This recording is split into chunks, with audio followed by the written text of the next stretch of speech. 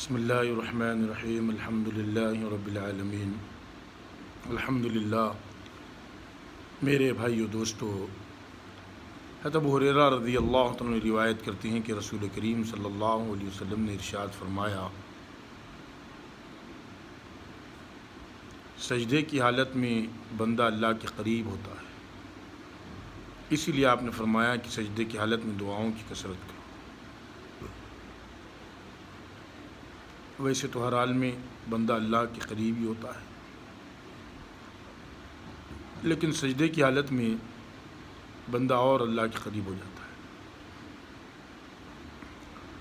اسی لیے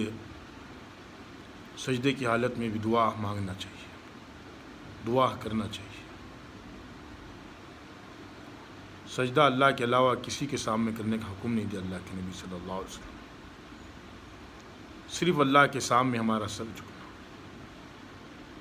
ایک اللہ کے حکموں پہ، اور ہمارا سر صرف اللہ کے سامنے سجدہ کرنا چاہیے، کیونکہ سجدے کی حالت میں اللہ کے قریب ہوتا ہے بندہ، اللہ اس کی دعا قبول کرتے، اللہ دعاؤں کو قبول کرنے والے ہیں، حالات کے بنانے والے اللہ۔ آدمی سجدے کی حالت میں رہ کر خوب دعا کرے گا تو اللہ اس کی دعا کو قبول فرماتے ہیں، کیونکہ آج امت دعاؤں سے دور ہو گئی، رات کے رونے سے دور ہو گئی۔ تہجد کا جو وقت اللہ نے مقرر فرمایا، جس کو اللہ کے نبی صلی اللہ علیہ وسلم نے فرمایا اگر امت میں مشقت کا ڈر نہ ہوتا تو تہجد کو فرض کر دیتے۔ تہجد کی بڑی اہمیت ہے، اللہ کے سامنے رونا، اللہ سے مانگنا، سجدے میں گڑ گڑانا اللہ کے سامنے۔ اللہ کو بہت محبوب ہوتا ہے جو بندہ سجدے میں رہتا ہے، سجدے میں اللہ سے دعا مانگتا ہے، اللہ اس کو دعا کو قبول فرماتے ہیں، اس دعا کو قبول فرماتے ہیں۔ آج میرے بھائی اور دوستو، دنیا میں اتنے مصروف ہو گئے ہم کہ دعا مانگنے کا وقت ہمارے پاس میں ختم ہو گیا۔ آج دین سے بے رغبتی ہم میں اتنی ہو گئی کہ دعا مانگنے کی فرصت نہیں ملتی، سجدے بھی کرتے تو اتنا سرسری طور پر سجدے کرتے کہ 2 منٹ کے اندر 2 سیکنڈ کے اندر آدمی سجدے سے اٹھ جاتا۔ سجدہ اطمینان سے کرنا چاہیے، کیونکہ اللہ کو پسند ہے سجدہ، کہ سجدے میں دعا کرنا، بندے کا سجدے میں پڑے ہوئے رہنا، یہ اللہ کو پسند ہے۔ اطمینان کے ساتھ میں ہر نماز میں بھی اگر آدمی سجدہ کرے، اطمینان کے ساتھ میں، یکسوئی کے ساتھ میں ہوتے ہوئے، تسبیح اطمینان سے، سکون سے پڑھے، پھر دیکھیں اللہ رب العزت کیسے دعاؤں کو قبول فرماتے ہیں۔ دعاؤں کا قبول کرنے والا اللہ پاک ہے۔ حالات کو ڈالتے اللہ پاک، پھر حالات کو بھی اللہ ہی ہٹاتے ہیں، ہٹا کر دیکھتے ان حالاتوں میں میرا بندہ کس طرف متوجہ ہو رہا ہے، یا میری طرف متوجہ ہو رہا یا اسباب کی طرف متوجہ۔ اگر حالات سے ایمان والا ڈگمگایا، خطرے میں آئے گا۔ آزمایا اسی کو جاتا ہے، امتحان اسی کا لیا جاتا ہے جس سے محبت ہوتی ہے۔ ایمان والوں کو فرمایا کہ یوں ہی چھوڑ دیا جائے گا، آزمایا جائے گا، مال کے ذریعے سے آزمایا جائے گا، جانوں کے طریقے سے آزمایا جائے گا، تجارت کے طریقے سے آزمایا جائے گا۔ ان آزمائشوں میں اللہ دیکھیں گے میرا بندہ ان آزمائشوں میں رہ کر میرے حکم پر کتنا عمل کیا، مجھ کو راضی کرنے والی عمل کتنے کیا، اور اس نے صبر کیا، کتنا صبر کیا۔ کبھی کاروبار میں آدمی کے حالات آ جاتے، کبھی کاروبار میں نقصان آ جاتا آدمی کا، ان کاروبار میں نقصان کو ڈال کر اللہ پاک دیکھتے ہیں کہ ان کاروبار میں رہ کر بندہ کس کی طرف متوجہ ہوتا، یا اسباب کو تلاش کرتا، یا قرض کی طرف بڑھتا، یا اللہ سے مانگتا،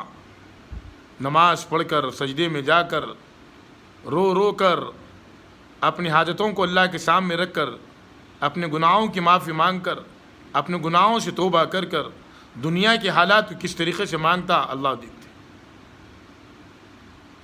اگر آدمی دنیا کی حالات کو دیکھ کر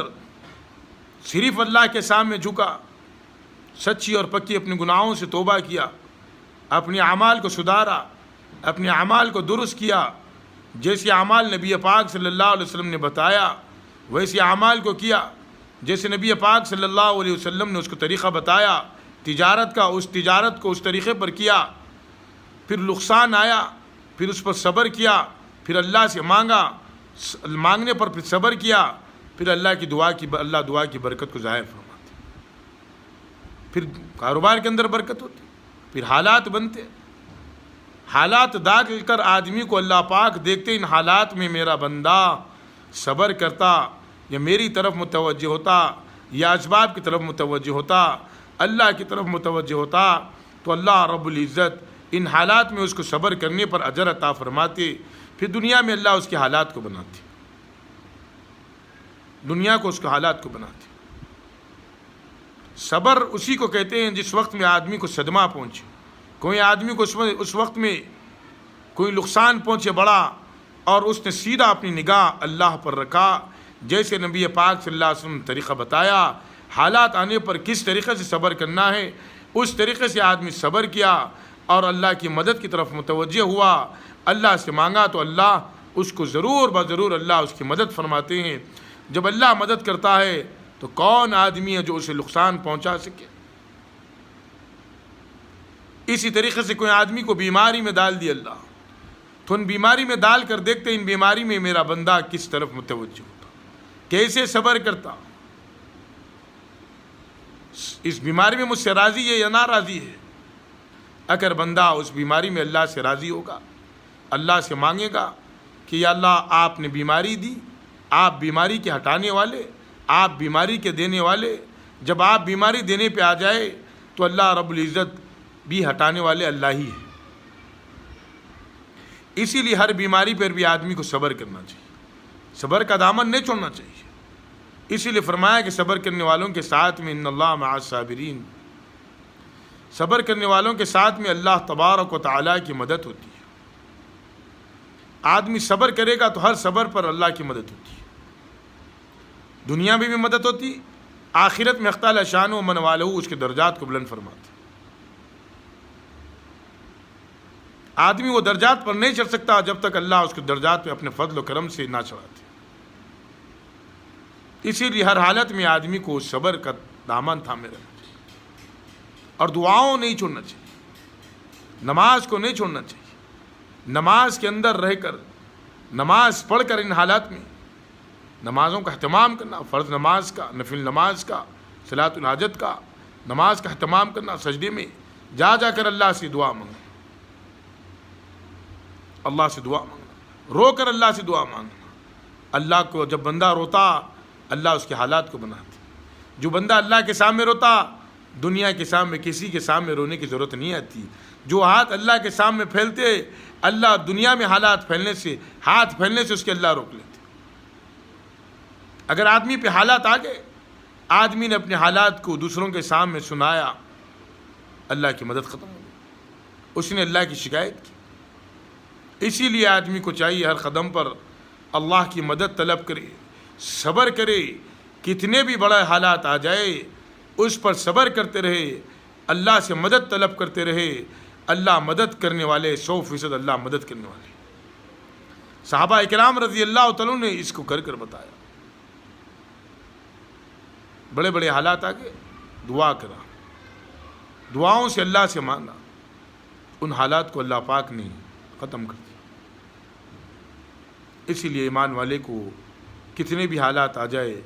پہاڑ کے سرا ایمان پر رہنا چاہیے، ایمان پر باقی رہنا چاہیے، صبر کا دامن نہیں چھوڑنا چاہیے، دعاؤں کا دامن نہیں چھوڑنا چاہیے، نماز کا دامن نہیں چھوڑنا چاہیے، اللہ کے حکم کو نہیں چھوڑنا، نبی کے طریقوں کو نہیں چھوڑنا۔ اصل کامیابی یہی ہے۔ یہیں لا کر اللہ پاک دیکھتے ہیں کہ میرا بندہ اس کامیابی میں کس کی طرف متوجہ ہوتا، ان حالات میں کس کی طرف متوجہ ہوتا۔ اللہ سے دعا ہے اللہ پاک کہنے سننے سے زیادہ عمل کی توفیق عطا فرمائے.